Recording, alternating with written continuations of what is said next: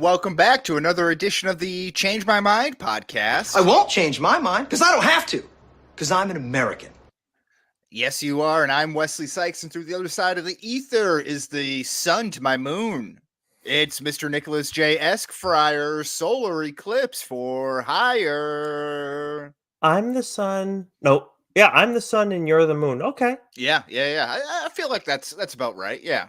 I could see you making the case that way. I could see you making the case the other way. I think that's what makes this show so special. Absolutely. What that really reminded me of, as I was saying it, was Khaleesi to Khal Drogo in Game of Thrones. My Sun and Stars. Oh wow. That's a little bit of a throwback, huh? Haven't talked about that show in a while. It's been a long time, but we got that the new season coming. Is it June or July? It's coming up right around the corner. And I heard that they're even trying to do like a Sir Duncan Sir Duncan the Tall and Egg story. I hear that might get greenlit. I don't know, how accurate that was. Whatever I was reading on Twitter, but who's the rumors out there? Can you give me an abbreviated explanation of that? No, I can't. I can't go much deeper than that. I know it was kind of like he was a fabled man during the show, and people talked about him, and he was a great warrior, and then now they're going to go back and kind of like flesh out his story. Oh, okay, that's cool. I think that I'd be interested in that. I do think when you're talking about like HBO, that's kind of a like you're supposed to be like it's a big deal, right? Like you're not like Netflix or Amazon where you can go epic, but you can also go a little bit smaller scale. So that's interesting if they decide to end up going that route. As much as Game of Thrones is always epic. Yeah, trying to draw blood from a stone, Apparently, yeah, that's but we're not talking about Game of Thrones this week. This week, we're talking about more X-Men. It's like X-Men month, the whole month of April here. Yeah, look forward. Sorry, got to get the guitar riff in there. Yeah, of course, it's the best. It is one of the best like theme songs, maybe the best theme song of a show of all time. Arguably, I believe another program did a March Madness bracket of the best theme songs. Really? Who? I believe so. March Madness. I thought I could have sworn that was. I thought or maybe had a top 10. Yeah, because I think they did a villain. Their thing's villain related. Their March Madness. Well, yeah, right now, but I'm saying in the past, at some point in time. Oh, okay. I'm not. We're moving forward because this week we're going to be ranking the best live action X-Men character portrayals, building upon our draft with your other co-host, Doc Joe Gilmore, Backcracker. So I still think I drafted the best team. I didn't need to put a vote out there to confirm that, so I'm just going to crown myself the winner. Oh, wow. But we are going to be doing rankings of the X-Men character portrayals, live action version. But before that, Nick, we were talking about the solar eclipse a little bit here. You're being the sun to my moon. Do you believe that staring into an eclipse can do damage to your vision? I would.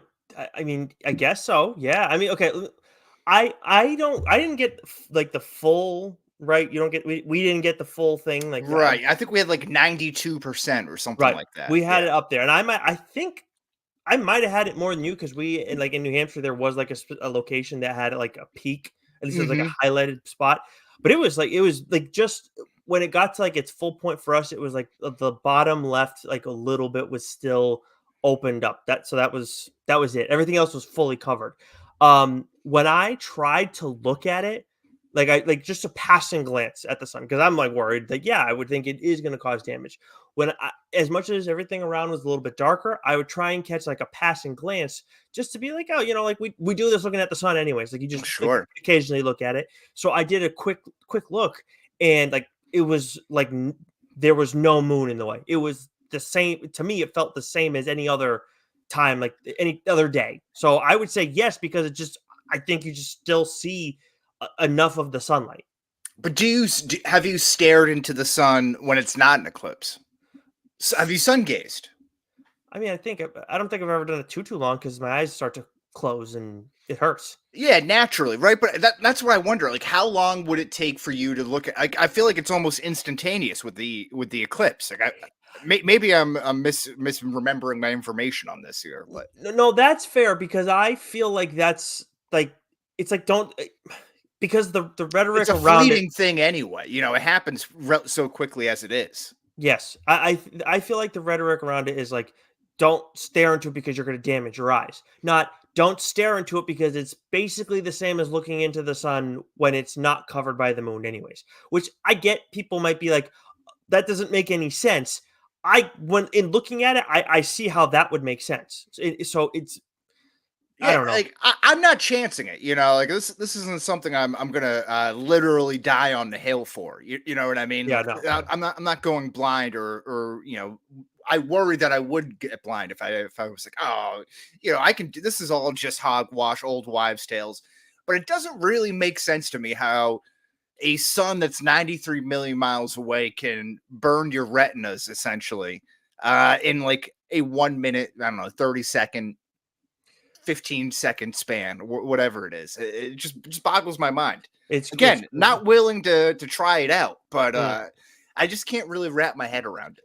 I'm curious if there's like a explanation out there of like, is an eclipse, looking at the sun during eclipse, more dangerous than just normally looking at the sun? Because you would think that the latter of the options that I gave would be more dangerous, and clearly like both aren't, but I don't know, and that's where like it kind of they make it sound like it's the former, that when you look into an eclipse, like if you Hmm. do it for too long, you're gonna go blind. So I, I don't know, but I would actually read that like which is it?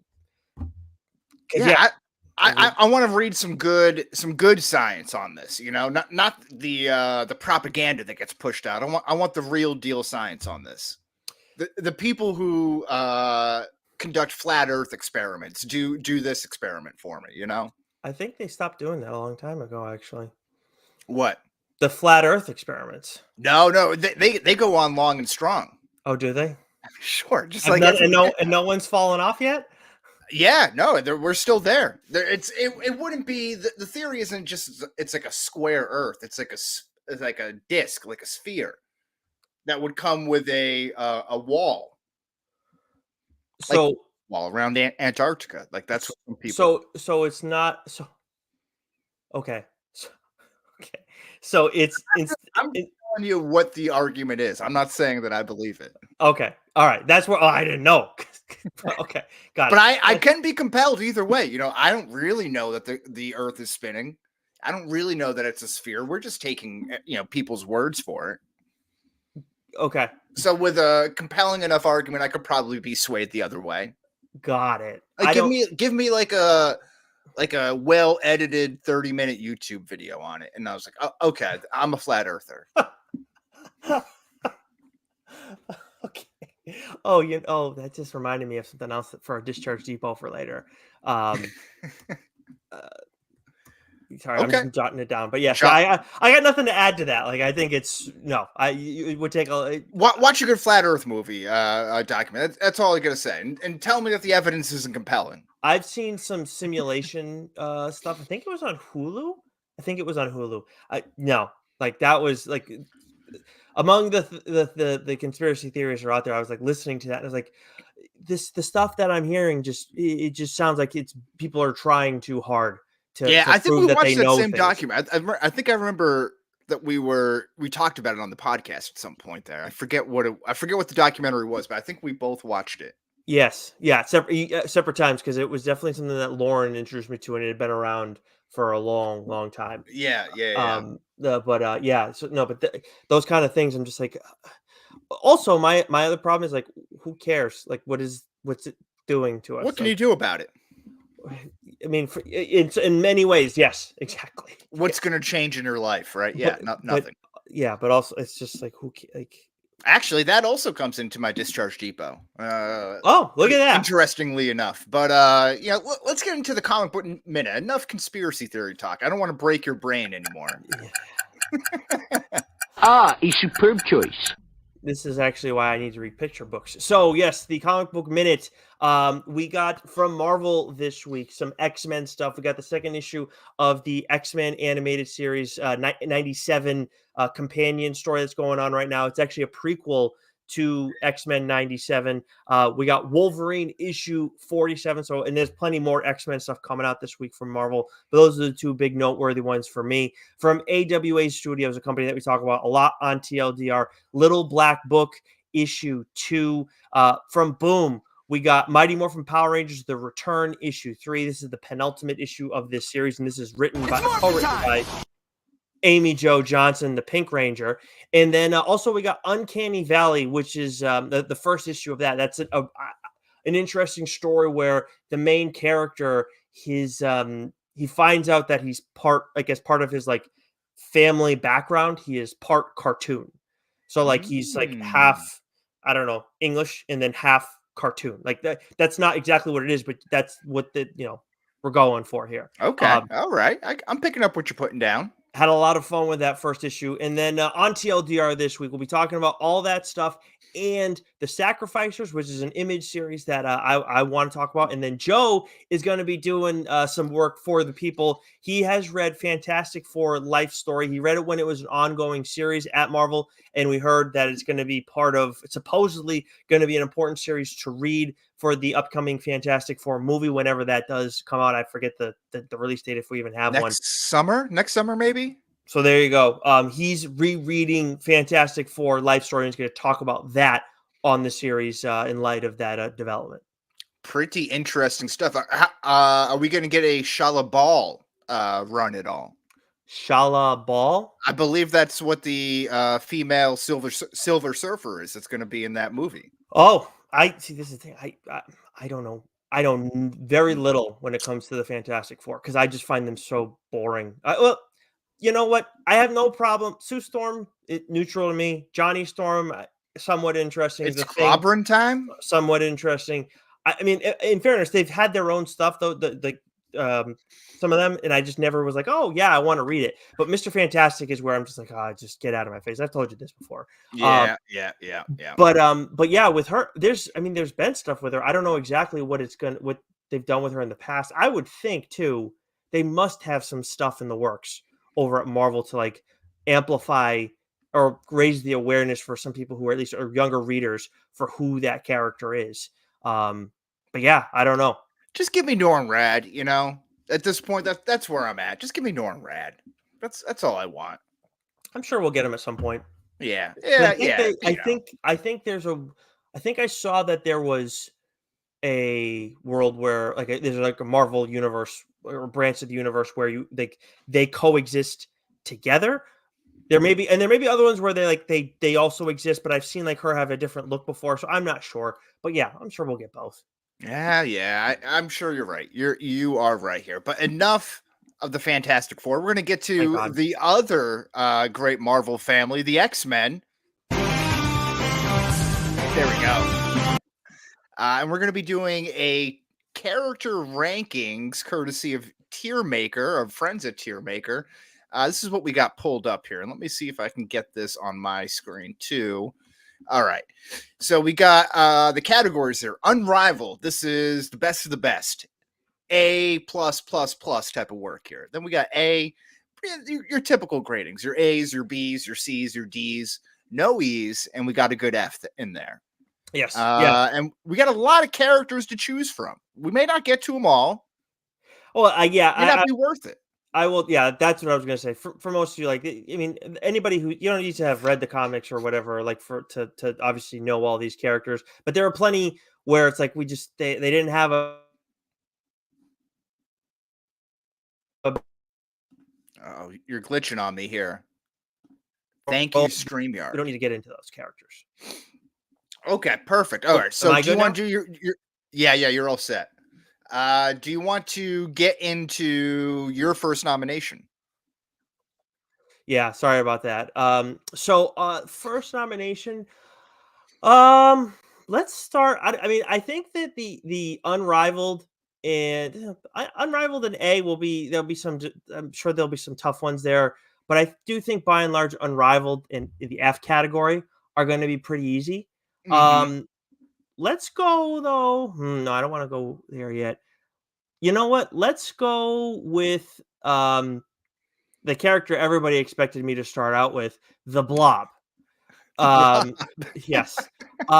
So obviously he is in Wolverine Origins, but a movie that I have defended in the past, but as I've rewatched it, I've seen and gotten older and smarter, I've realized, no, okay, yeah, there are quite a few flaws with this movie. I don't want to make you hover too long, Wes. I'm going to put that in the C category. I actually think he did a good job. I think though, just we get so little of the character in the movie that I don't want to go. I feel very comfortable putting him at a C, but I could be talked into a B here for the character. But anything below C, I feel like he doesn't deserve that strong of a take. Well, I won't be talking you into a B because I don't think I've seen this movie. I don't think I've seen all of the Wolverine spin-offs, the however many of them that there are. But this he does look cool. He's kind of got like a butterbean aspect to him in this photo, so I kind of respect that. That's kind of like life imitating art a little bit. I didn't realize you've never seen the entirety of Wolverine Origins. Probably not. No, is that with Liev Schreiber? Yeah. Not enough to where it sticks out. Okay. I mean, well, that's fair. That doesn't stick out, but that would be surprising. We did a whole episode on me like making a defense of it. I think I did, right? Or is that Van Helsing? No. We did it with Van Helsing because that's gotten terrible ratings. But then I was gonna do it with Wolverine Origins, and then I rewatched it and I was like, I've thought better of this. There That's we what go. it was. There Okay. we go. Anyways, enough of that. Let's get back to the freaking grading. What do you got? Yeah, and just a quick note, because we didn't mention this off the top of the segment here. Do you want to do 2 stamps and 2 vetoes? Yeah, there's so many. Yeah, let's Yeah. do 2 and 2. Yep, good call. Okay, awesome. Okay, so I'm gonna put a nomination up for the A category, and I'm gonna go with Josh Brolin's Cable. Nice. Yep. Not really, we didn't get the longevity with some of the other characters here, although he may show up in Deadpool and Wolverine, and maybe later on, but just a really great live action adaptation of a really cool character. I thought it was very well done. When you think about how someone translates from the comic books onto the live screen, I think he's maybe in that conversation for that Robert Downey Jr. Iron Man, Chris Evans, Captain America. Like, he really just looks the part here. And obviously with some CGI help too, that really, really goes over the top. Yeah, he's good. I think A is perfect for him, where it's like because Unrivaled for us is like generational, like talents in these roles or performances, I should say. Mm-hmm. And I don't think he's quite there, but I don't think I don't think over time I couldn't have my mind changed about that. Absolutely. All right, good. We're in a good spot there. 2 locks right there, the Blob and Cable. Yeah. I'm going to join you in the A category because I do have someone similar here. We're going to put Nightcrawler at the X2 Nightcrawler in the A category. All right, let me see if I can find him. I see Days of Future There he Past. is. Oh, this is him, huh? Yep, there you go. Yeah, you got him. So I don't know, was he in Days of Future Past? Anyways, the biggest crime against him in X2, and then we never see him again. Yeah, you're breaking up a little X-Men bit movies. there. I think he does an outstanding job. Obviously, he's. Let me turn my camera off and see if that helps us at all. Actually, you know what, Wes? I'm gonna close that tier maker on. Okay, yeah. I think what stands out the most about it is obviously that opening scene in the White House of X2, right? That's the big, the huge takeaway, and the huge like landmark scene. Obviously, he's got the cool BAMF powers. BAMF. That's a fun word to say. I don't think it's a real word. Mm. It could be an acronym. Badass motherfucker. Mm-hmm, That's what it stands for. But in this case, it doesn't do that. By the way, am I no longer lagging? Are we good now?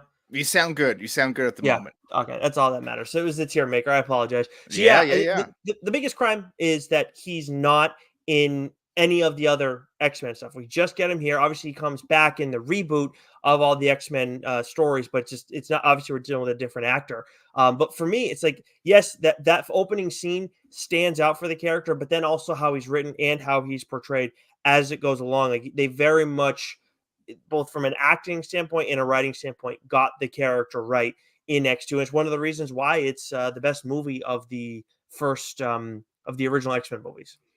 Yeah, and we'll have a good mini conversation, mini rankings here in a little bit about the best blue character. We got a couple of them here, so I don't. There might be. No, I don't think there's a debate, but yeah, it's interesting. all right, so yeah, I'm good with Nightcrawler in the A category here. Let me see. I am gonna go with a B nomination and go with Olivia Munn's Psylocke. Ooh, okay. I think she was great in this. She looked the part. You know, if you followed any of her social media leading up to and when the movie came out, which was Apocalypse, if I'm not mistaken, she trained really hard. She put in the man hours, the elbow grease, if you will, but didn't get a long run. You know, I could be talked down to a C. B is probably on the low end of the B category. But I really like the look of her in this. Yeah, I think I think B is perfect for her. I don't think there's enough of her whereas like with Nightcrawler we get a ton of him in X2. We do get a significant amount of Mm-hmm. her in Age of Apocalypse, but at the same time she's far from one of the like major plot points like Mm-hmm. Nightcrawler is. But So she's a good muscle. yeah, she does a good job. Yes, 100%. She's not, and she's not like, but at the same time, she's not like this like otherworldly performance where maybe that could bump her up to an A. So yeah, I think B's perfect. Good call. All right. I like it. All right, so let's make an addition to the F category, and you're gonna go all the way down to the bottom for this one, Wes. And we're gonna go with someone who I was extremely excited for, and that's Gambit. Um, Oh yeah. Obviously, Great casting. I mean, from a look standpoint, but Yeah. from a performance standpoint, no. I don't know if it was his call or like lack of ability. And look, doing a Cajun accent, like just doing accents in general, isn't easy. But Right. he doesn't do a Cajun accent, and that is a pretty significant part of the character. He does do like a somewhat of a Southern accent, I think. But just by and large, like he wasn't. Taylor Kitsch just didn't get it done. I think also from a writing standpoint, he wasn't well done. So I think that part isn't his fault. But yeah, all around, like this is one of the characters. Like when you talk to a lot of like, I used to think as a kid that I was like, oh, I like Gambit's my favorite character. Everybody else's is Wolverine from like the X-Men animated series. Mm-hmm. I thought I was alone in that. And then I grew up and talked and got to know more people who watched the show. And it's like, no, Gambit's probably like most dudes' favorite character. Yeah. You can't get it as wrong as you did. Yeah. I mean, Wolverine's probably the top one, just almost by default because he's so prominently featured. But I think everyone's like second favorite character was Gambit. Yep. Yeah. So I don't. It's to get him as wrong as you did. I mean, look, maybe if like nobody cared, then maybe you could give him a D. But Mm-hmm. I don't. Even then, I'm like, I don't know. You didn't do it right. No, you as the president of the Gambit fan club, your ranking holds true. I'm going to defer to you on all opinions on this, so that's a firm F. Thank you. Yeah, and I will say too, I'm always open to doing characters a little bit differently, but it has to still make sense. And it just felt like lazy. Like, honestly, kind of like the rest of the movie. Okay. Let me see here.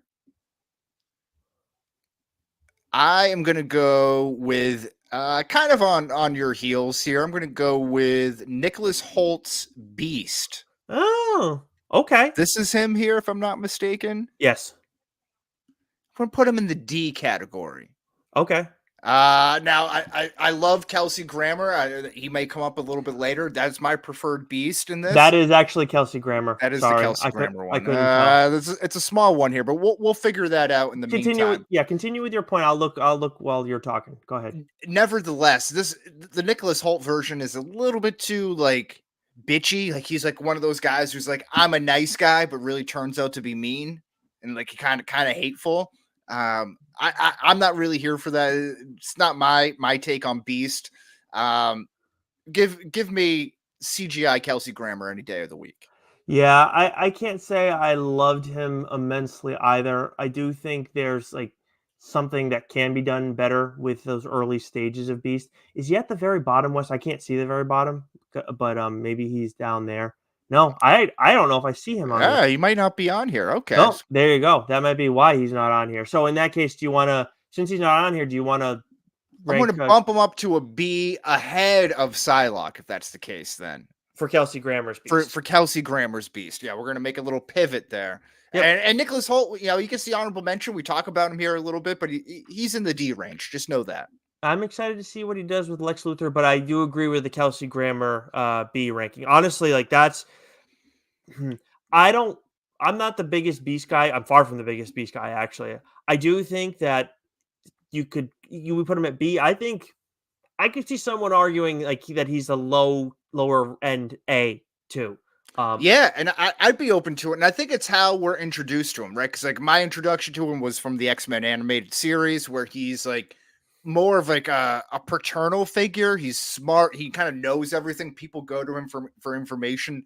This Nicholas Holt, and that's kind of like the problem with the first class characters, is you're seeing them figure everything out. And they're all young and they're going to make mistakes. But he feels like he rarely makes a mistake as that elder statesman who's been in there for a while. So maybe it's more so just when we see these characters less than, you know, their portrayal. Although I'm not a fan of Holt's emo style. Yeah, he's got emo style out of Well, it. he's kind of like sad boy. He's like, you know, he's kind of butthurt over, you know, losing out on Mystique there, and he's always like, and he's kind of like jealous with Xavier, and he kind of has like this weird love triangle thing going on with them. Emo He's always the odd way out. Yeah, he definitely is the odd one out, but yeah. Anyways, I'm nitpicking here. Okay, so let's see. So we got Kelsey Grammer. Could you scroll down for me so I can? Yes. All right. All right. I am going to add to. I'm going to go into the B range here. We're going to go with the guy who got mentioned earlier, but you have not seen in full, I guess, in action. That's Liev Schreiber's Sabretooth, who very comfortable putting him in the B range as opposed to where the other version of Sabretooth is. You could put him in the middle of the two. I don't really. Yeah, he's on that tier either way for me. But he's much more fleshed out character, obviously in this version of it. There are some changes that are made to the character's fictional history, which okay, whatever. But I think is that them being like guns for hire throughout every war? Oh no, that's no. I love that scene actually. Actually, no, that is some of that. But they were like the Weapon X team that they were on. Like that was their thing. Gotcha. But at the same time, like I do think the portrayal of the character and not the backstory of the character, but how he's written throughout the movie, I do think that he's still very well done. And I do think Liev Schreiber could have continued to play that character and done a really good job with it. So I enjoyed his performance. I think when you look at that movie, as much as there are issues with his backstory and Logan's and everything, I do think like those are probably the two things that you look at and say, those are the strong points. I'm not counting Ryan Reynolds as Wade Wilson because of how dirty they did that character. Right. But like those are the two bright spots of that movie. Yeah, it's interesting. I think the first Sabretooth and X-Men, it looks the part from the comic books, right? He's got the look down, but I think from a casting perspective with Liev Schreiber, obviously, like you said, fleshing out the story a little bit more, having him play more of a role. But him in comparison to Hugh Jackman, they kind of look like brothers. Yeah. I can kind of see, especially from like this picture here. You know, I can kind of see the familiar resemblance in that. So I can buy that. That's good with me. Yeah, for that decision that they made, it does make sense. Yes. But also with the other Sabretooth too, like he also had a ton of prosthetics and everything in there. So yeah, but they at least took the effort to try to make him comic accurate. Yes. Yeah. And that guy's not saying anything or doing anything anyway, right? He just says like scream. Isn't that all he kind of says when he's choking Storm? Yeah, he may have like a couple other lines, but yeah, you're pretty much right. So yeah. Okay, I like this here. All right, my choice. I'm going to go in the A category and do Evan Peters Quicksilver. Okay. Days of Future Past. Maybe behind Nightcrawler here. We'll put him. But do I want to put? I might even put him ahead of Cable. He plays a bigger role. I think he deserves to go ahead of those two because he's in multiple movies. Because he also he went toe to toe with the MCU's Quicksilver, and as much as he came and went really fast, Yeah. that he very definitively won that conversation right off the rip.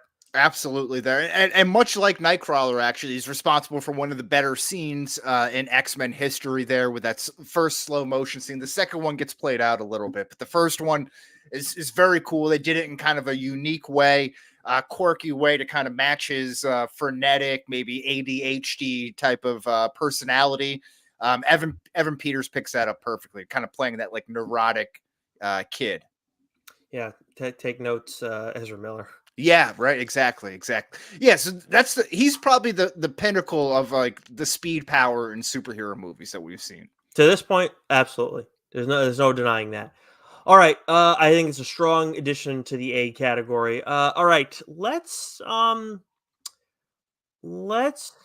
do we have? Okay, I'm gonna go. I'm gonna go back to the C category, and I'm gonna throw Emma Frost in there. So yep, there you go, you got her.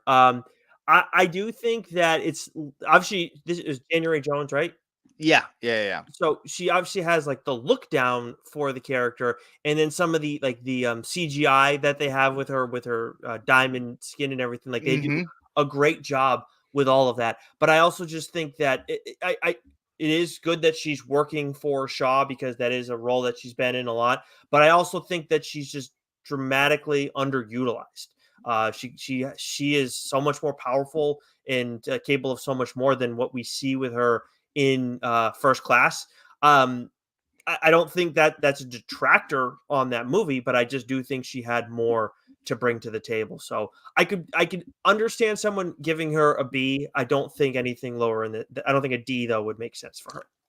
I have a distinct memory of her trying to seduce, I don't know if it's like a senator or a mayor or something, and he thinks that he's doing something, but it's all in his mind. He's just sitting there in the corner, like pretending to like motorboat it, and she's just like fixing her nails or something, Yeah, that's a great scene. I like that. It is a great scene, and stuff like that is where it's like, okay, maybe you could bring her into a B, but she just didn't get used enough in it.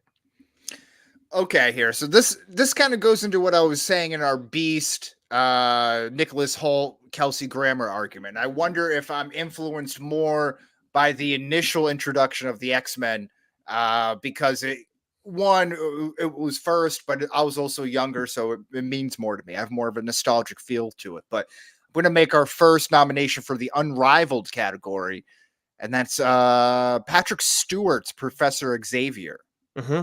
Yeah.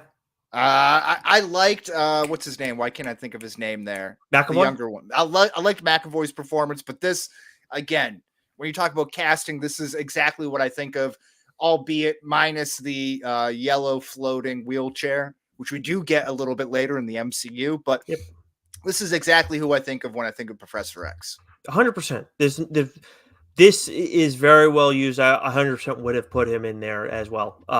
He is definitely there are three in that I think go in here easily, and then the label of Unrivaled makes a fourth spot that's like up for grabs.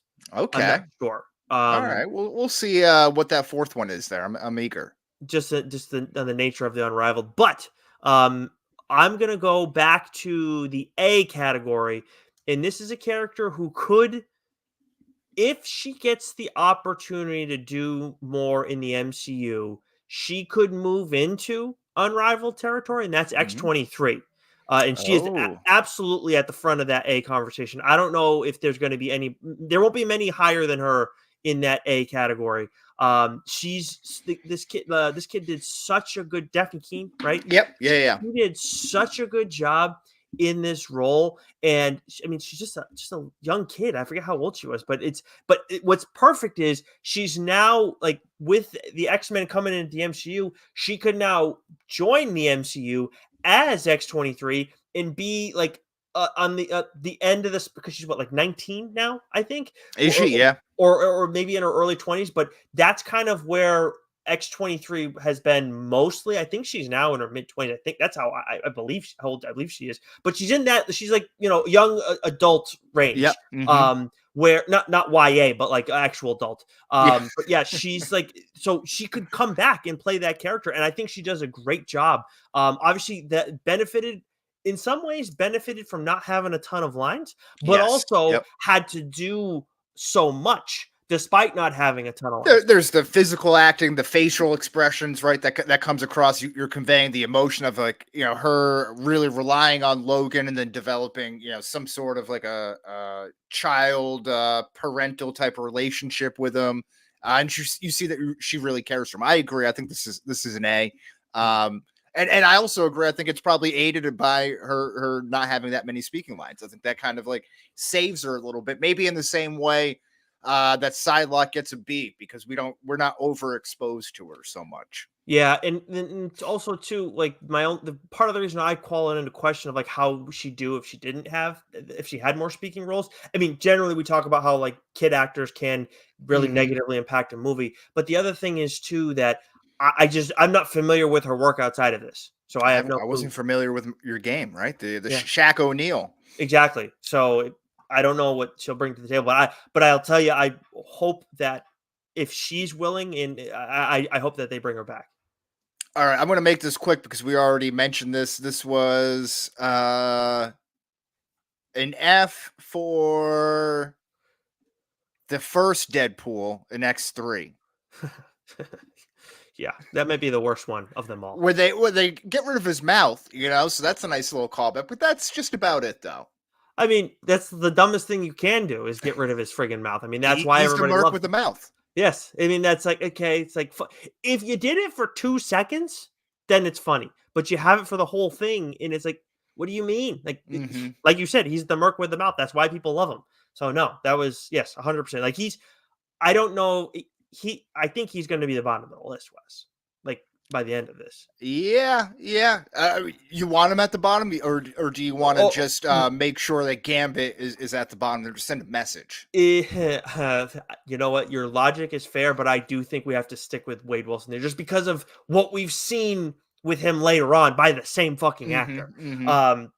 All right. So, all right. We mentioned Halle Berry a little bit earlier. Let's bring her into this conversation. Her portrayal of Storm. I'm going to put that one at a B.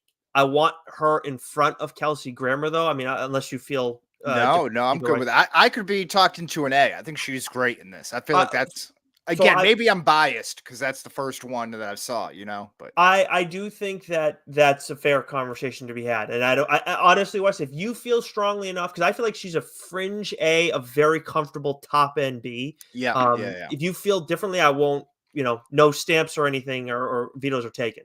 Yeah, So, depending how the board lays out, that might be in consideration to move up there. But I mean, we're in virtual agreement. Otherwise, I think she's great. She's what I think of when I think of Storm in the live action. What happens to a toe when it gets struck by lightning?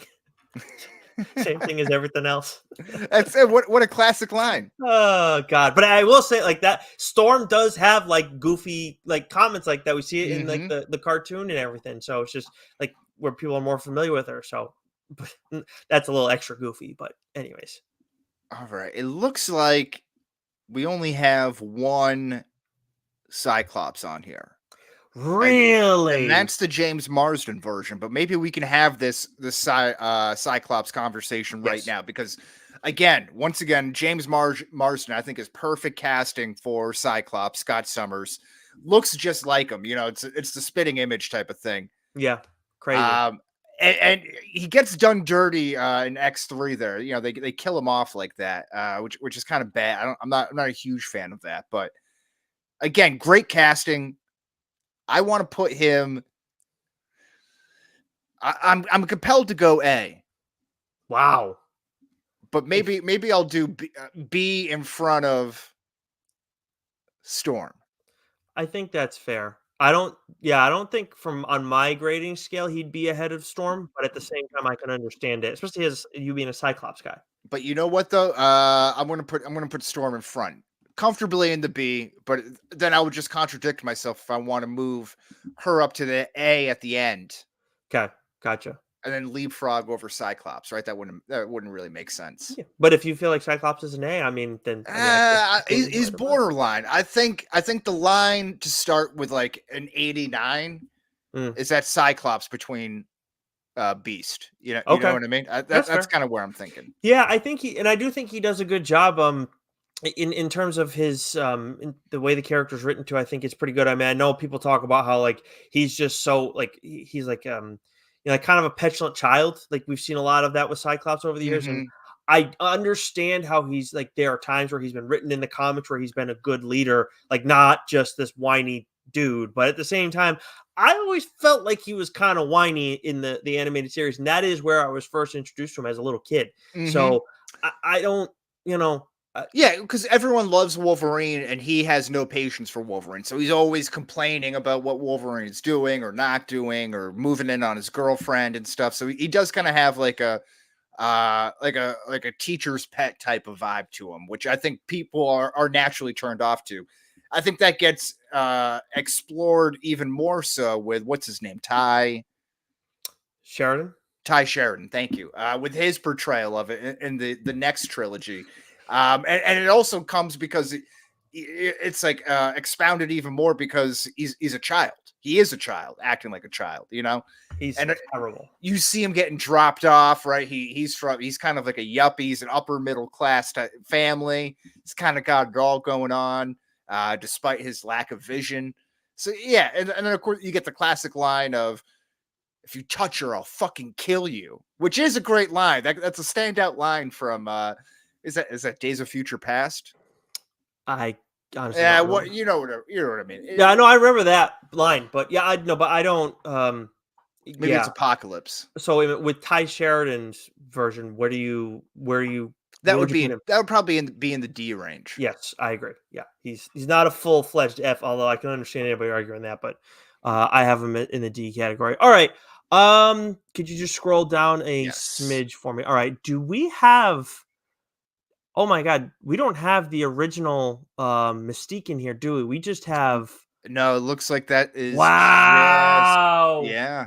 that's so disappointing. What the fuck, man? Come on. Yeah, I, that is we disappointing. We thought this one was had all our bases covered, and for the uh, most part, it does. It does, yes. Peek behind the curtain, everybody. Wes found a good one. But there was stuff that was lacking there. Then I found a good one, but there was other stuff that was lacking there. Both important. Then we came together on this one because it had the things that ours were lacking. It covered, but now we found Now out. we're figuring we're missing it here. Yeah, so there was just no way we were going to get it 100% how we wanted to. So let's go with J Law's Mystique then now because I want to talk about her a little bit.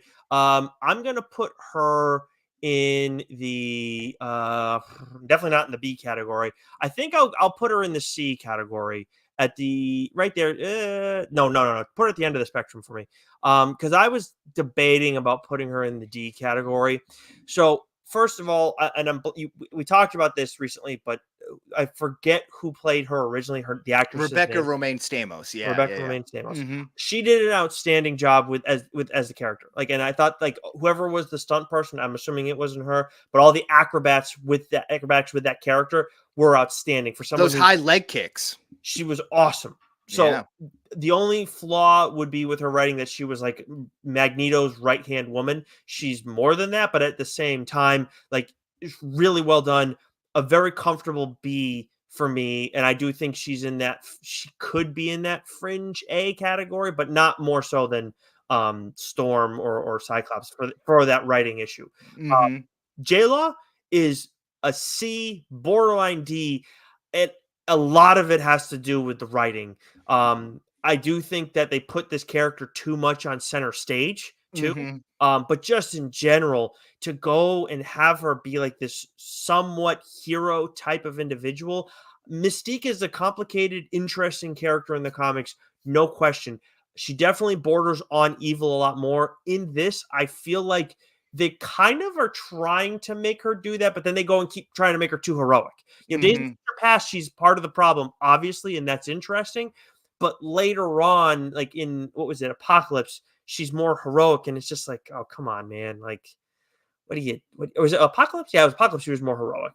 Yeah, yeah, and by that point, I feel like she was so done with it, that she just kind of had like almost like a Dakota Johnson mentality to Madam Web. She was like, "All right, you're paying me all this money. I'm here. We got to do this. I'm not really thrilled about being in 4 hours of makeup, but okay, let me just get through these lines and get over it." It's a You tough know, character to play for that role, Regional Lone for Rider. sure, for sure. You mentioned like storylines and tie into the comics and stuff.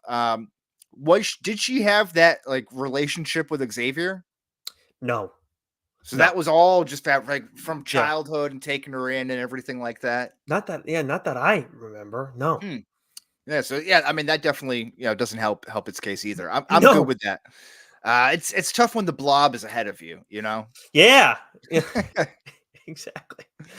Okay. All right. All right. Let's see here. Um. I'm gonna go with Colossus Okay. from Deadpool, and he's in the B range here. I'm probably, I'm not gonna put him ahead of Sabretooth, but ahead of Psylocke there. Okay. I love Colossus. We talked about it last week on the episode there. He's kind of funny. The CGI is a little wonky, but that's it's tough to convey that type of character in a live action format there. So I'm a little forgiving on it. But he's got the moral code, which I'm a huge fan of. He is the X-Men. At least in the Deadpool movies, he is really the X-Man. Yeah. He's like the only one. And as much as it's like, oh, can we get more X-Men characters in those movies? I kind of like that it's just him, because Colossus is someone who is perpetually overshadowed, because we do get him in the original movies. Mhm. And that was one of my things that I like from X3, because we get to see him go off a little bit, because he's one of the ones there fighting at the last stand. But I don't think we saw him on some of these lists, but not on this one for us. Mhm. But yeah, I think B is perfect for the one that we get in the Deadpool movies.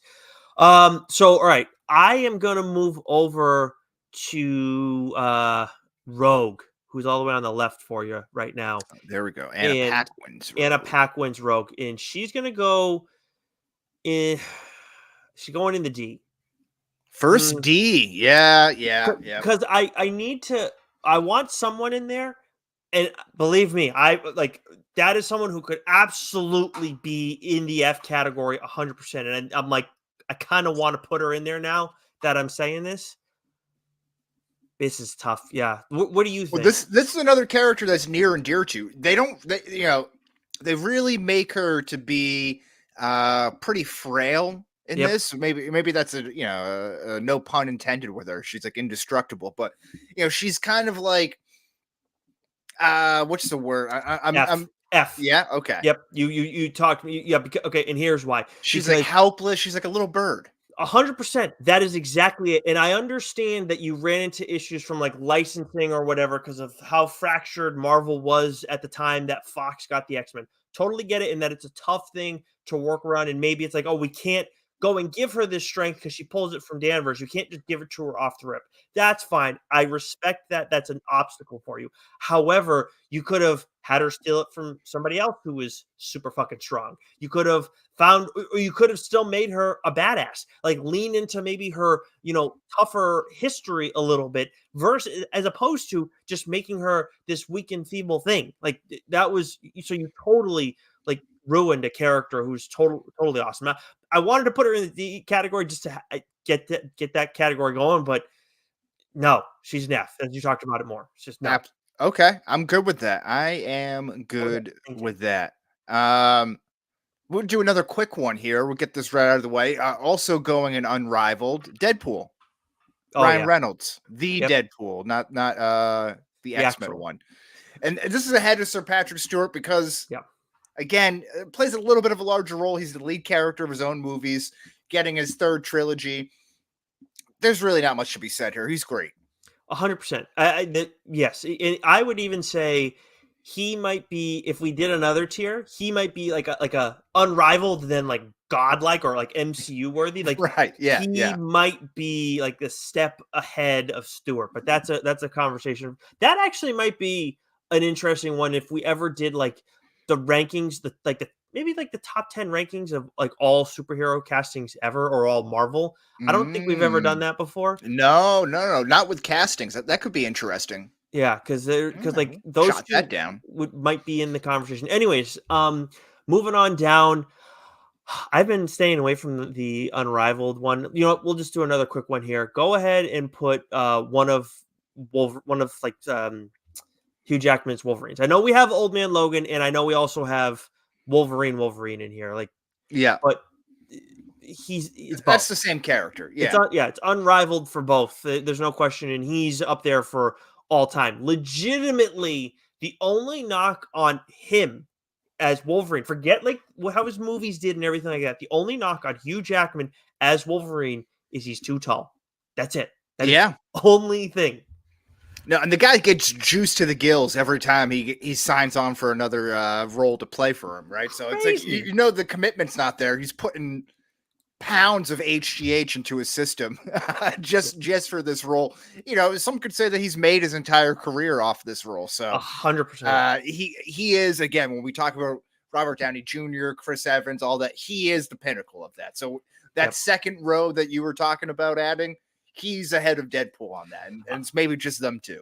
I think in general, it's them two for this grouping. It's just Deadpool and Wolverine. Yes, I think though, if you're talking like all time, it's between him and RDJ. Probably goes to RDJ, but Yeah. it's between those That's a two. tough one. That's a good conversation. Yeah. All right. I'm gonna go with a high C on Not the drink. Banshee. Oh, okay. Banshee here. I That's thought fair. small role, very cool. You got the Irish red hair there, so you know you got the Irish lore behind it. Banshee, pretty cool power set, fun time. Didn't need a whole lot of them, but a good representation. Yeah, I think that's a pretty fair grade. I think we're going to have a comfortable amount of C. Actually, you know, I'll follow you and add a C. No, you know what? No, I know where I'm going to go here. But Banshee is a good call for the C category because not like nothing overwhelming, but like solid. Okay, you got the job done. Definitely some changes from the character in the comics, but whatever. D category because I'm determined to get somebody added there. Apocalypse is getting added in there. Oh, see, this is where we might get the disagreement on here, but go on. Okay, so I think that Oscar Isaac was put in a tough position. I do think that there's some issues with the way this movie's written. I do think that there's also issues in terms of like this probably needs to be 2 movies. If you're going to do Age of Apocalypse, or if you're doing an apocalypse story correctly. But at the same time, like I do think that in the end, his portrayal was just like it just fell short. It didn't feel as like all powerful. See, it worked for me. I loved his presence and everything. I thought it worked. He's just maybe a little too small. Maybe you can fix that with camera angles. That's not a huge knock on it, but I think he's a little bit of like a victim of the film itself. Everything was kind of going downhill at that point, and Sure. I might put him up a little higher. I like the portrayal. That might be like on the low B end for me. Oh wow, low B. But I might move it up to the C range if I had to make a choice here.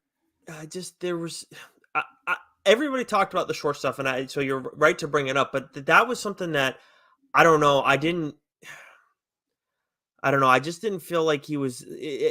I guess it could be mistaken for the short thing, but I just didn't feel like he was as in control as that. Like he didn't like there was something about that was missing, like that the character normally has. Okay, but that's just me, I guess. All right. I thought he was pretty compelling, pretty scary. You do get that cool scene where it's him and Xavier in the mind, and that's when you see him get really big, like I've seen in the comics and the TV show. That's pretty cool. But All right, I may dwell on that. I don't hate it, but I also don't love it either. Okay. Well, you got some vetoes and stamps to use later, maybe. Okay, so this is I'm gonna go with Sir Ian McKellen, All right. Magneto. Not my preferred Magneto, Okay. I'm going to give you the floor. but he did great. He gets that old Magneto, which we have from the comic books and from the TV show and everything. But not how much can he actually do? And I guess that's cool because he doesn't really have to do anything. He just moves stuff with his mind. I'm gonna put this right at that marker for the high B, low A. Oh my God. You're putting him at a B? Yeah. Is that too high? What do you think? No, it's not too high. It's too low. I'm blown away. No, because I think that Fassbender, and maybe you can choose him after. Maybe we can have this conversation. I think he's unrivaled. I think that this is semantics, but with it being unrivaled, it's like, well, you can't really have two guys play the same character and both be in here. So it's. But really I think difficult. he puts Ian McKellen. I hear you, but if we were to put him in A, then he definitely is rivaled. That's a good that's a good rivalry. So okay. I guess that's a fair point. There's just no rival whatsoever. I guess that is a fair way to look at it. But for me, they're both so fucking good. That's why I put him on that borderline, that 88, 89 high B range. I'm not gonna leave him there. We're gonna put him in. You can move him into the A. I'm using a veto, and I'm gonna stamp him there. Well, what if I stamp him there preemptively? I already said it though. Yeah, but it's still my move. Licked it, stamped it up. Oh, okay. If you want to do that, then what's gonna happen to Fassbender? Well, yeah, because it's like I could stamp that as well. You don't have Fassbender. Well, if I were to put him in there, yeah. Yeah. How about this? Trade talk here. It's like chess moves, like until I pick my hand off the piece, it's still my move. Let's do something the Red Sox can't hear. Let's have a conversation as two opposing teams in this one. All right. I'm gonna move Ian McKellen into the A range. I'm gonna move him right behind. I'm gonna move him at the top of that for where it is now, and I'm gonna stamp him there. I will then put Fassbender at unrivaled on this next move. Yeah, but you probably would have had him as an A. I feel like I'm getting fleeced here. Can we I'm gonna put first round picks. Swap maybe. I'm gonna put him as an A if you don't. Because I can only have one of them be better than the other. Trade declined, stamped. All right, then put Fassbender at an A, ahead of Daphne Keene. I keep wanting to call her. He's at the top on the 3 from the right. No, that's Shaw. Oh, yeah, that's Shaw. No, oh wow. No, yeah, okay, yep. Where in the A? Right there. It's at the very front.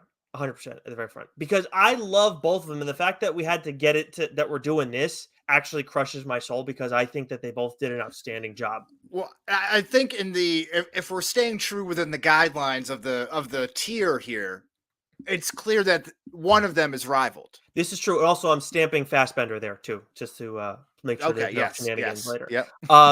So yeah, you know what? And this is actually this tends to happen where we disagree, and then we actually find the correct answer. That's what friendship's all about. This makes sense because the fact that they are rivaled by one another, because Ian McKellen does such an outstanding job, and the character is written very well in a lot of ways. And then you get the same thing with Fassbender, but at the same time, you can't go. You go and say that Fassbender is your Magneto, and I'm like, I do love him, but also like I think of Ian McKellen first. So I see. Okay, I see. Yeah. I thought Fassbender just did such a good job. The way that he was written, you get the backstory out there, so you kind of see that growth. You instead of just being told that he's hates humans and for what's happened to him, you actually see it. So you're more emotionally attached to it. So you can kind of understand where he's coming from there. Then that's like the moral villain, So it's exactly who he is as a character. Through the comics, TV shows, all that kind of stuff. So I'm in agreement. He's my Magneto, but I'm happy that we at least agree that he's one and McKellen's two. That's yeah. Or 1A, 1B, however you want to call it. And I think that's so for me, it's solely because that there's more writing surrounding that character's background. Whereas in McKellen, his version, he's just big bad and that's it. But I will say too, I do have one of Fassbender's. The helmet that I have is one of Fassbender's versions. Oh, okay. Oh, so that's eventually what he picks up, right? So that's his helmet, Shaw's helmet. It was Shaw. I think it was Shaw's, but then he adds the like little thing at the front. The tuning fork. Yeah. Yeah. I think. All right, your turn. Let's see here. Interesting negotiation. Yeah. I didn't see that happening. I am gonna go with right next to Colossus in the B range. Well, no, high C, Juggernaut. Okay, and this is the Juggernaut from Deadpool. From Deadpool, yes. Yeah, not the I'm the Juggernaut bitch. Yeah, which I don't think he's on this one, if I'm not mistaken. No, I didn't see him on here. Okay. Which would fall in line because they haven't really duplicated too many of the side characters, just some of the main ones. Yeah. But yeah, I think that's cool. Again, it's great to see him. Actually kind of CGI'd and as big as he should be. Pretty cool to see. I always liked the Juggernaut character. Yeah, I think that this is I think like you debating between like low NB and mid, like a high C makes a lot of sense here. And it's satisfying because the first introduction was so poor. So then you finally be like, oh, this is cool. Okay. And then it's such like a surprise. You think it's going to be him. You're not really sure. And then when he finally busts out of the cell, you're like, all right, this is awesome. Yeah. And I could comfortably, like, I wouldn't blame, like, maybe, I don't know, maybe I'll move him to B later, but I like where he's at right now, just because you don't get so much, you don't get a whole hell of a lot of them. But when he's on screen, like he does do a good job. All right. I'm going to stick with that movie. And I'm going to go with Domino. And I'm going to throw her in that B category. I know how you feel about the Kelsey Grammer Beast, so I won't put her ahead of that. But in my heart, she's ahead of that. No, I'm fine with that. I think she was great in this movie. And not having too much background knowledge of Domino, I thought she played it well. It's too bad. I don't think she's going to be in the next one. Yeah, that's too bad. But yeah, that's too bad. But she does a great job. Like they do a great job playing with the characters' powers and talking like, and the whole running joke. It's like this isn't actually a power. Yeah. And I felt with Domino, they I mean, she can be like like she was introduced years ago as like this like more badass character, but in this instance, she's kind of a little bit more friendly. As much as she's still like a merc. I just thought that they made some changes with her, but they were smart ones. So this but at the same time, it still very much feels like Domino. So and it made me read more like Domino centric stuff later on. So well done. I like this one. Yeah, and like you mentioned too, you wonder how they're gonna share or show her power set. And it's like how are you gonna make that really interesting and pop? And they did a really good job at it. So it makes you interested. It's like, all right, and it was a great use of it. So yeah, I'm with you on there. To the point where now I always, whenever I've done an X-Men draft since, or whenever I think about developing an X-Men team, it's like, how does Domino not cross your mind in some capacity? Because she's a very skilled mercenary, and then she has luck on her side. Yeah, she always works out. Yeah. Yep. I'm gonna add to the D category at the end, and Sophie Turner's Jean Grey. I think that's fair. Yeah. Maybe not necessarily her fault. I don't think the casting's bad, but again, she kind of came at the end of the road for the X-Men, so it didn't really work out like that. Yeah, the Dark Phoenix stuff, they should just never have even picked it up. Yeah, I think that's a pretty good call. I'm gonna join you in the D category here with this one. Lady Deathstrike. This is a character who got turned into basically just, what's that guy's name? What's his fucking name? Stryker? Stryker, thank you. She just gets turned into Stryker's thug, and that's it. Like, okay, like she has a hell of a lot more backstory. I know in the X-Men animated series they turned her into an ex-lover of Wolverine, which is not the case. She's Yuriko, not Mariko, who he has that relationship with. So that was, whatever on that choice, but she still has a lot more. And she's someone who's been around in Marvel. Like she's done stuff with like Daredevil, I think, over the years too. So I think this is a character who had her being like this female evil version of Wolverine and her like powers manifesting in a different way is cool. And their fight was cool, especially for that time. But at the same time, she deserves more. She deserves more. And when she got a great death. I'll give Yes. her that. Getting pumped to the gills with adamantium is a pretty good way to go out.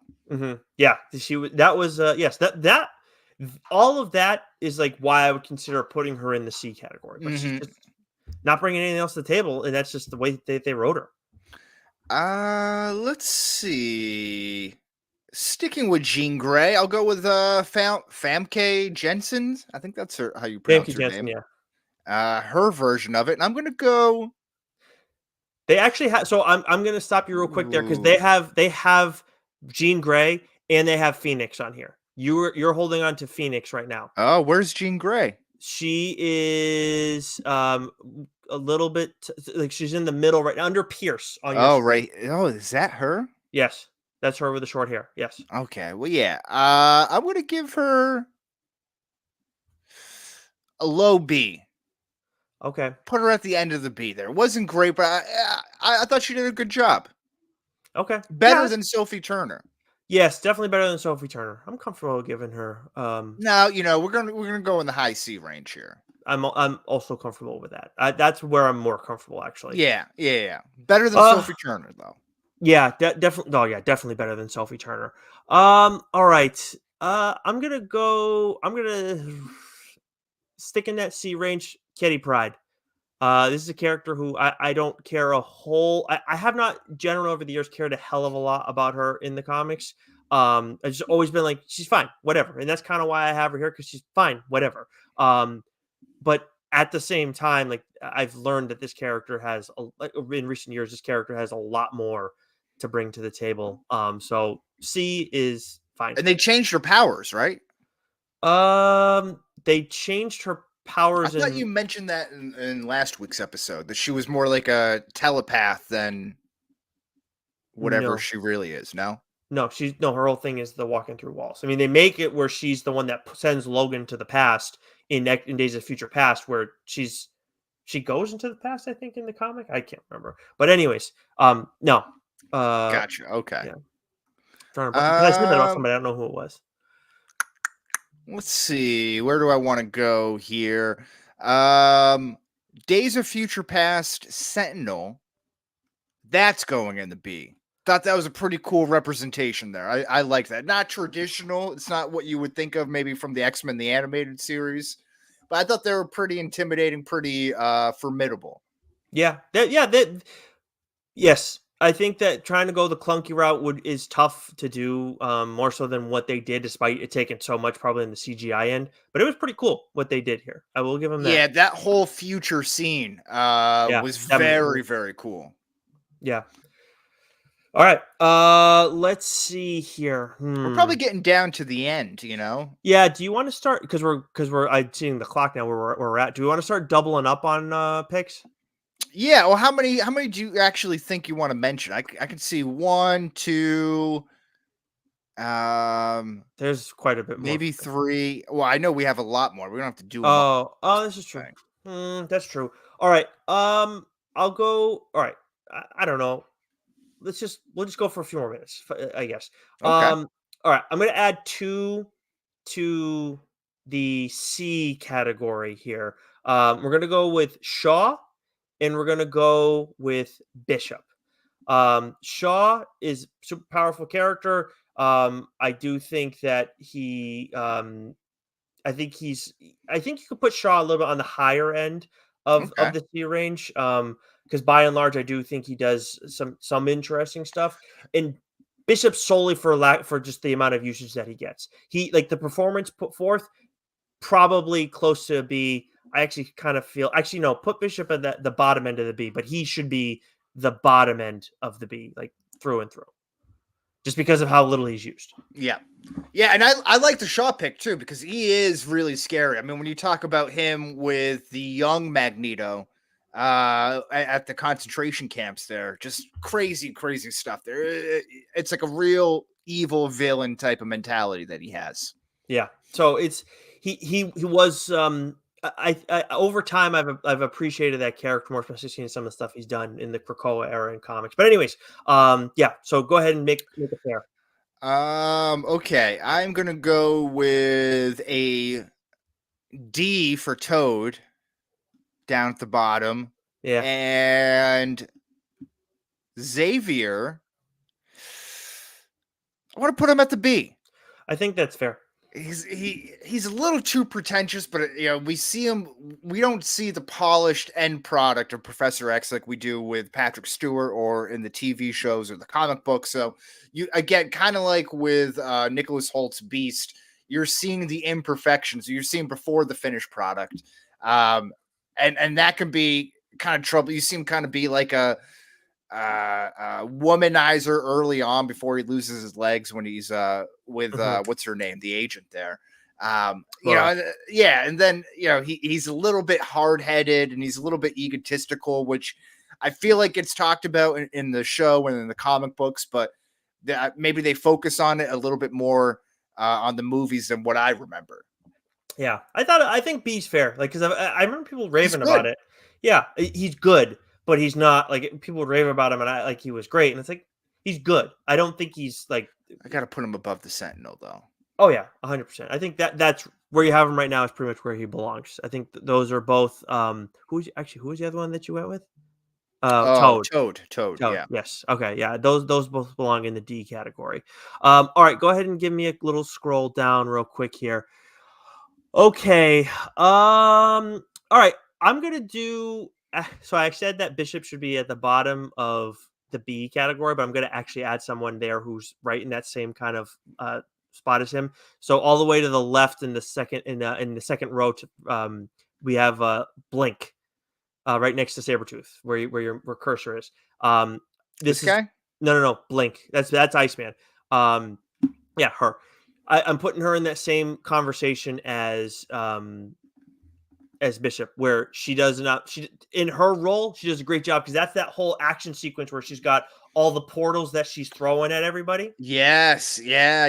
That's Blink. And obviously she's, crucial in that whole fight.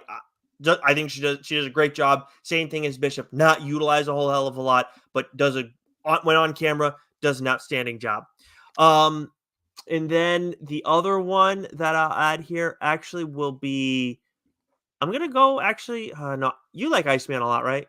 I do like Iceman. I'm gonna leave Iceman for you then. I'm gonna go with his former buddy Pyro, who it looks like we're getting back for the MCU. Yeah, he's probably gonna die. You can put him in the C category. Yeah, Pyro he's a little bit of like a punk.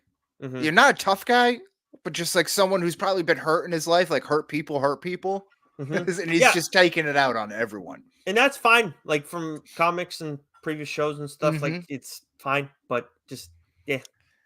Okay. Let me see what I can do here. Oh, I just had somebody. I said Iceman, so I don't know if, well, I have him on the radar as well. Oh, you know who I was going to do? Darwin. Darwin's an F for me. Okay. It's purely because his whole power is that he adapts and he doesn't adapt. Yep. So that's kind of a tough look. Yeah, no, that's a fair one. Kind of a stupid power set too. Like when you talk about like being able to convey a weird power set in Domino, like it doesn't really do it for me here. Because the only thing that really sticks out to me is he gets like a turtle shell on his back or something like that when he gets into a fight. Like nothing else really jumps out at me. Yeah. And then Iceman, a little bit of a lover boy, but weren't we all lover boys at a certain point in time? Maybe we thought we were. Yeah, I mean, not like a ladies' man, but a lover boy. Like, yeah, pussy gets you trapped sometimes, you know. Oh, okay.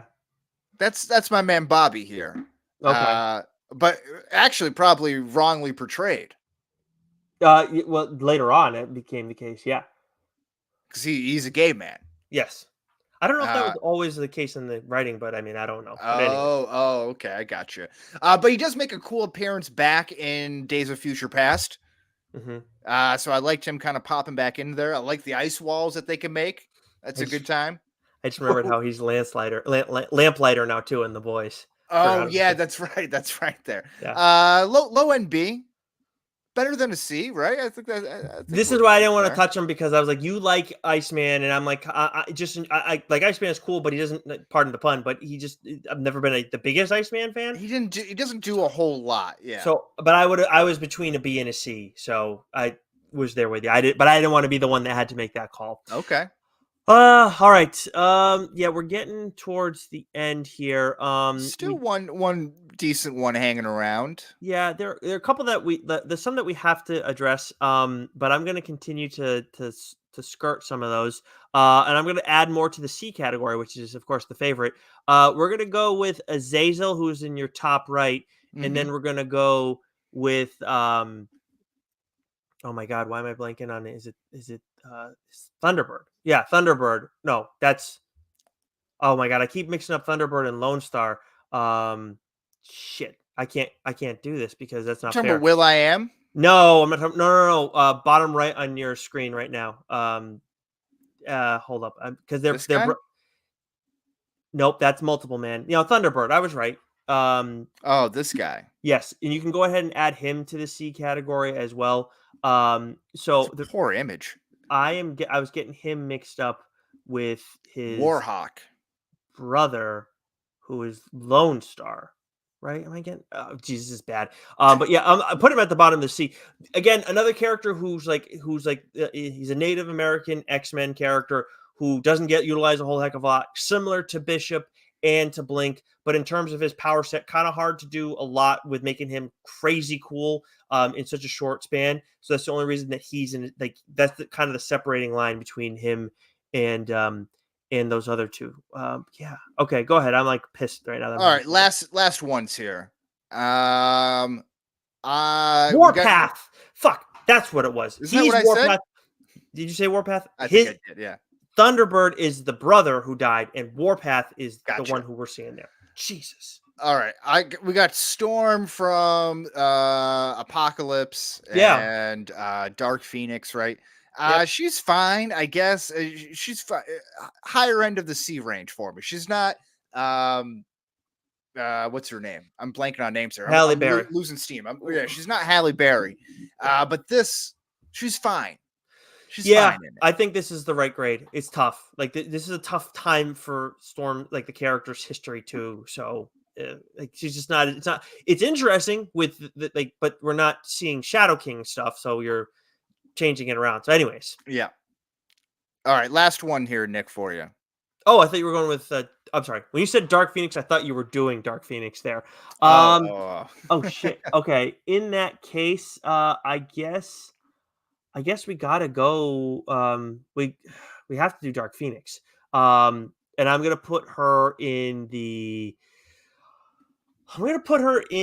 F category because this character is so goddamn powerful and it can cause so much damage. And it is between her and the Deadpool, the wrong Deadpool, because she's like they treat her like this unhinged character that doesn't know what's going on. And yes, while Jean is like trying to war with this character, and she in the comics and in the cartoon, like she's out of control. At the same time, here it's like you got the unhinged kind of wrong. It's like not unhinged out of control. It's just like unhinged, like she's an unstoppable force and she thinks she's right and she's going to she's going to take over everything. So she can't kill Cyclops. What do you mean? She can't kill Cyclops. You can't do that. Oh, okay. Okay. I get what you mean now. Okay. Sure. I'll play your game. Last one for you. Anyone? Okay, yeah. My last one, the original Angel from X-Men: The Last Stand. Okay. I'm gonna give him a C. Yeah, I'm fine with that. Yeah, Ben something. I forget what the actor's name is, but I liked him better than the other Archangel.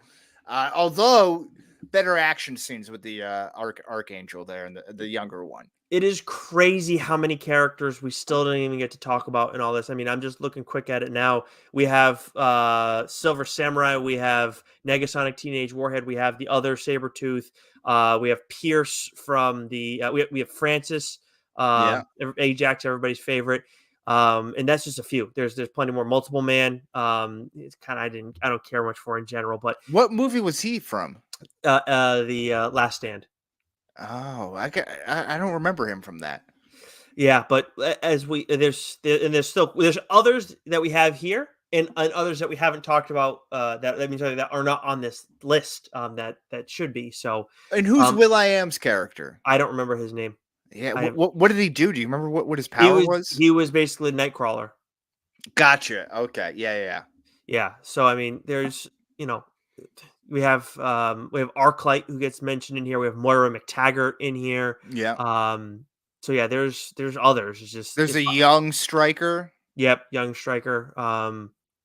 Is that Firefly? Is that blanking on that? Oh yeah. So, but there's a lot here. But we're like you said, I couldn't remember fucking Warpath. It was Thunderbird. So yeah, we're running out of steam here, So we got a lot of names. We got 3, 8, 9, 10, 11, 12, 13, 14, 15, 16, 17, 18, 19, 20, 21.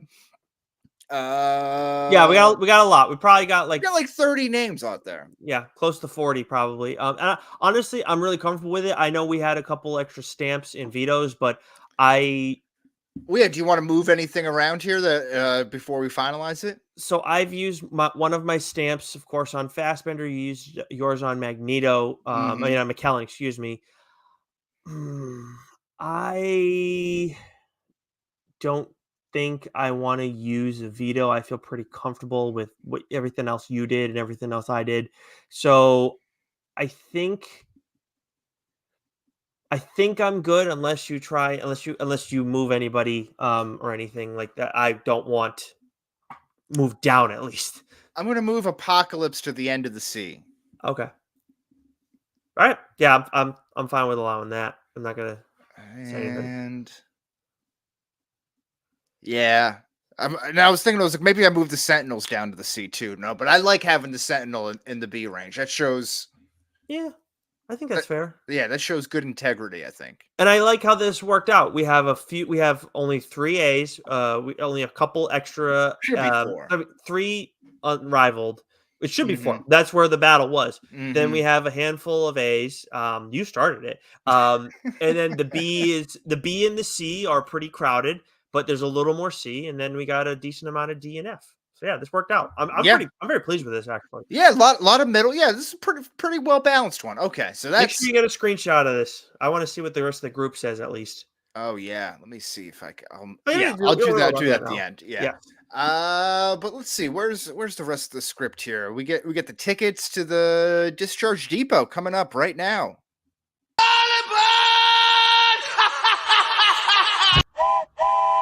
Choo-choo, bitches.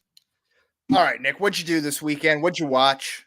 So we watched. I didn't jot. This is the thing that came to me in the course of our conversation earlier. The Octopus Killings documentary on Netflix. Have you watched that yet? Oh, I've heard about this. Is this like government stuff? Yep. Yeah. I've heard. I haven't watched it yet. Is it any good? I thought it was really well done, and I watched it. I was like, oh my god, this is crazy. Like, oh my god, and then and then it starts to like unravel as things go along. It's like, yeah. I mean, I can see some things, but now everything looks kind of like the only thing that I look at now and say from it is there was definitely something weird going on, and that it all started based off like a reporter, I think in 91 or 92 who died, and it was like supposedly it was ruled a suicide. But then, like, very much questioned for so many reasons afterwards. I don't think that it was a suicide based on everything that we've like kind of learned. Oh yeah. This is like what they talk about with Hillary Clinton and Bill Clinton, the Clinton body count. Like all these people die around them. Some of them are maybe employees, and they end up with being committing suicide, but with like a gunshot wound to the like 2 gunshot wounds to the chest or something. It's like, how is that possible? But it still gets Oh, labeled as suicide. okay. I did. That's not this, but I think I've heard I've heard that mentioned before. But yes, this is a little bit. This is a little bit different. But yeah, this I thought it was the whole. At least the whole concept of it is it just the process of learning everything as these guys are trying to dig into all this information was fascinating.